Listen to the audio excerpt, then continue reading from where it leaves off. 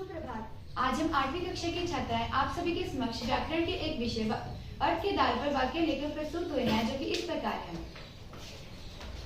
मित्र, क्या तुम्हें पता है वाक्य किसे कहते हैं? शब्दों के मेल को वाक्य कहते हैं। जैसे इन्हें देखो।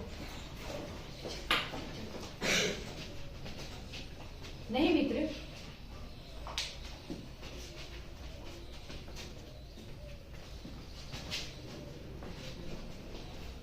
सार्थक शब्दों के मेल को वाक्य कहते हैं।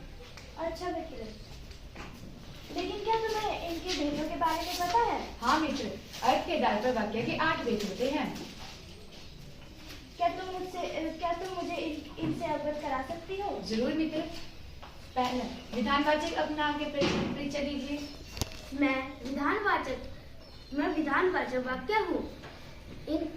जिन वाक्यों में क्रिया के करने या फिर होने का बोध होता है, उन वाक्यों को विधानवाचक वाक्य कहते हैं। जैसे कि ठंडी ठंडी हवा चल रही है, माता ने खाना खा लिया। दूसरा, निषेधवाचक। मैं निषेधवाचक वाक्य हूँ।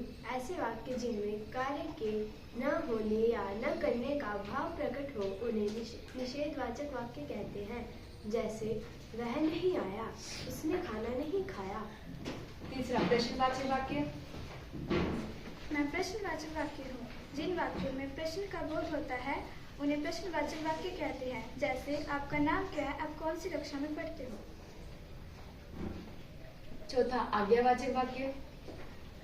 मैं आज्ञावाचक वाक्य हूँ। ऐसे वाक्य जिसमें आज्ञा या फिर प्रार्थना के भाव प्रकट हो, उसे आज्ञावाचक वाक्य कहते हैं। जैसे दरवाजा बंद कर दीजिए, यहाँ बैठ जाइए। पांचवा, मैं विस्मयवाचक वाक्य हूँ। ऐसे वाक्य जिनमें शौक, हर्ष, घृणा का बोध प्रकट हो, उन्हें विस्मयवाचक वाक्य कहते हैं। जैसे अरे तुमने क्या किया, या वाह कितना सुंदर नजारा है। छठा, मैं इच्छावाचक वाक्य हूँ। जिन वाक्यों में इच्छा, आशीर्वाद आदि का भाव प्रकट हो, उन्हें इच्छावाचक वाक्य कहते हैं। जैसे आपका आज का दिन मंगलमय हो, भगवान आपका भला करे। सातवां,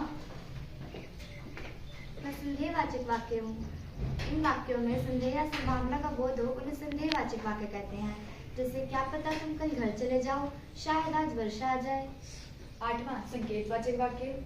मैं संकेतवाचक वाक्य हूँ। मैं संकेतवाचक वाक्य हूँ। इस वाक्य में एक क्रिया से दूसरे क्रिया पर निर्भर होना, इसे संकेतवाचक वाक्य कहते हैं। जैसे कि अगर वर्षा होती तो शायद फसल खूब अच्छी होती।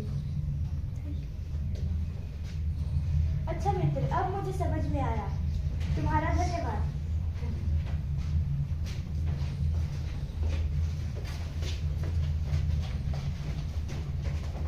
धन्यवाद।